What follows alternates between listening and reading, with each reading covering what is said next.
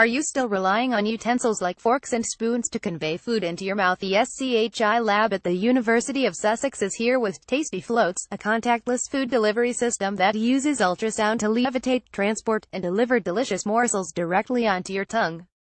Want to enjoy food that is scientifically proven to taste better, while experiencing an innovative gustatory interface and new culinary experiences? Keep reading to find out how the magic powering Tastyfloats is a well-established trick that we've written about extensively, primarily in the context of creating mid-air tactile feedback, but also in object manipulation. Two-phase arrays of low-cost ultrasonic transducers opposite each other form a standing wave of ultrasound between them, and very small amounts of liquids and solids can be suspended in the nodes of the wave. Changing the phase can move these nodes in 3 dimensions, pulling the contents along with it, and allowing the materials to be transported in 3D space as long as they stay between the arrays. Doing this with food is surprisingly tricky, because food is so variable. The ultrasound will impart heat to whatever it's levitating, causing alcohols to begin to evaporate. High-density foods like cheeses require more power than low-density foods.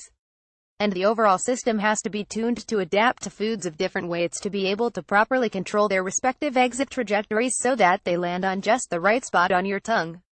Credit SCHI Lab. Examples of levitated food morsels: A. B. Acoustic levitation of droplets of wine. C. Wine and blue cheese. D. Bread, lettuce, meat, and bready and a raspberry grain.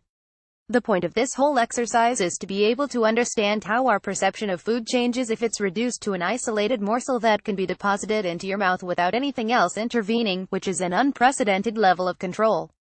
The researchers experimented with 3 of the 5 basic tastes: sweet, a positive taste; bitter, a negative taste; and umami, which is a savory taste that can also enhance other flavors. The researchers asked the group of volunteers to test Tastyfloats with the 3 basic tastes, delivered in 3 different volumes: 5 microliters, 10 microliters, and 20 microliters, with tongue delivery via pipette as a non-levitating control. Participants were asked to identify each droplet, and then rated each on intensity, pleasantness, and satisfaction. The most significant difference between levitated tastes and tastes delivered via pipette was in intensity. Sweet tastes were more intense and recognizable, while bitter tastes were harder to distinguish. The researchers suggest that this might make Tastyfloats more suitable for dessert delivery, although it could also be used to make bitter but healthy foods like broccoli more palatable to people who wouldn't otherwise enjoy them. There are all kinds of ways that Tastyfloats or a system like it could potentially be used, the researchers say. Most of them sound a little crazy, so we'll let the paper tell you about it. Tastyfloats not only helps to change the way we experience food in the future, but also inspires and provides guidance on how to design novel end-to-end gustatory interfaces. For example, Tastyfloats can change the manual approach in edible cinema, by integrating an end-to-end food delivery system in the back of a front seat for the viewers to get time-synchronized food delivery in mid-air. The audience can then decide whether to accept or ignore the proposed gustatory stimulus simply by leaning forward or back whenever they want. Similarly, in a desktop gaming environment, the Tastyfloats framework can guide the design of multi-user levitation systems, where different stimuli represent reward or punishment. Tastyfloats was demonstrated for levitating single food morsels, but, as shown in the accompanying video, also provides the foundations to be expanded for multiple morsels. Complex food, such as the ingredients of a burger combining bread, meat, and lettuce, can be easily levitated. We can specify and control the path of a set of ingredients and ensure that the food arrives on the customer's tongue in the chef's preferred fashion, e.g., first bread then meat. This opens the possibility of making recipes by mixing tastes directly on the tongue of the customer to create surprising experiences. I'm not sure I'm ready for any of that, to be honest, but I'd still be willing to give Tastyfloats a try. Tongue first.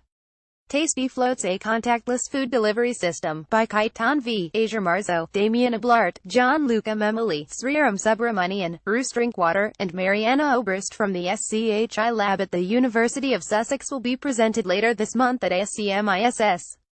More like, suggested by a study involving 11 volunteers. Ultrasound food. Tastyfloats ultrasonic IEEE Spectrum's general technology blog, featuring news, analysis, and opinions about engineering, consumer electronics, and technology in society, from the editorial staff and freelance contributors. Sign up for the Tech Alert newsletter and receive groundbreaking technology and science news from IEEE Spectrum every Thursday. Gadgets Ultra Haptics launches Developers Kit. Get ready to feel virtual explosions. The 1st of November 2016. Computing for the first time. Objects can be moved and spun in midair using a single ultrasonic array. The 27th of October 2015. Gadgets Focused sound waves create the feeling of invisible objects hovering in the air. The 4th of December 2014. Semiconductors startup gets $9.5 million to develop smaller, more flexible FPGAs. The 5th of October. Aerospace New Accelerator Program seeks entrepreneurs who dream of flying machines. The 28th of September. Computing. Sony and IBM keep tape storage running apace with these key developments. The 27th of September. Computing with a new technique. A single qubit can remain coherent for roughly 10 minutes. The 25th of September. Computing. Data centers of the future could rely on photonic wires instead of electronic interconnects. The 25th of September. At work. Robot company founders and investors make a case for robots as a service at Hacks Demo Day. The 18th of September. Computing with the demonstration. An IBM team brings us one step closer to the quantum chemistry revolution. The 14th of September. Computing. A quantum computing breakthrough could rival the superconducting approach favored by Google and IBM. The 13th of September. Gadgets. Apple's new phones include SCHI wireless charging technology, and IKEA already has a line of products that support it. The 12th of September. At work. Spinning out of the company that helped turn spherical magnets into the ultimate desk toy. Nanoport thinks old smartphones could be the next big thing. The 7th of September. At work. Oracle's latest round of layoffs marks the end of Sun, Spark and Solaris. The 6th of September. Computing. It's time to embrace reversible computing, which could offer dramatic improvements in energy efficiency. The 25th of August. Computing. New VR platform could help shed light on human genes and brain circuits. The 21st of August. Computing. It generates random numbers based on fluctuations in thermal noise. The 9th of August. Geek Life. The CDC 7600, released in 1969, featured blue glass doors and walnut trim. The 28th of July. Biomedical researchers build the most complex MA-based computer in living bacterial cells. The 26th of July. Computing. Smart glove features rubbery sensors, costs less than $100, and converts sign language into text. The 17th of July.